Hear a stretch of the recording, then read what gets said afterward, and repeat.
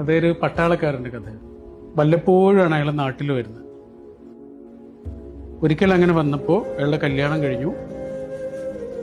ഭാര്യ ഗർഭിണിയായിരിക്കുന്ന സമയത്ത് തിരിച്ചുപോയി. വർഷങ്ങൾ കഴിഞ്ഞിട്ട് വരുമ്പോഴാണ് അയാൾ അറിയുന്നത് അയാളുടെ ഭാര്യ പ്രസവിച്ചു എന്നും 2 കുഞ്ഞുങ്ങളെ കിട്ടിയെന്നും. പക്ഷെ ആ പ്രസവത്തിൽ അയാളുടെ പ്രിയപ്പെട്ടവളെ നഷ്ടപ്പെട്ടു എന്നും. ഒരേപോലെയുള്ള കുഞ്ഞുങ്ങൾ.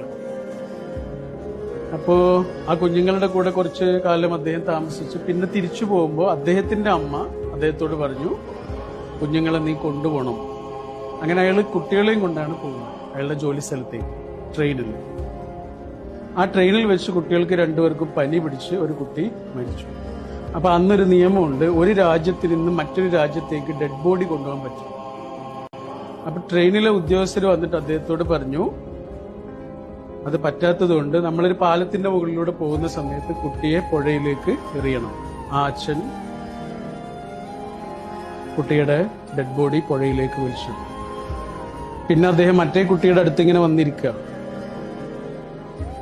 ആ കുട്ടിയെ ഇങ്ങനെ തലോടി. നഷ്ടപ്പെട്ട കുഞ്ഞിനോട് പോലുള്ള സ്നേഹവും വാത്സല്യവും ഒക്കെ ഈ കുട്ടിയോടുണ്ട്.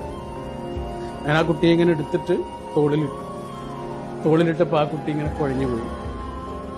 അപ്പോഴാണ് അദ്ദേഹം ഒരു വലിയ സത്യം തിരിച്ചറിയുന്നത്, പുഴയിലേക്ക് എറിഞ്ഞത് ജീവനുള്ള കുട്ടിയായിരുന്നു. ഇതൊരു എഴുത്തുകാരൻ അയാളുടെ റൂമിലിരുന്ന് വെറുതെ എഴുതിയുണ്ടാക്കിയ ഒരു ഭാവനയാണ്.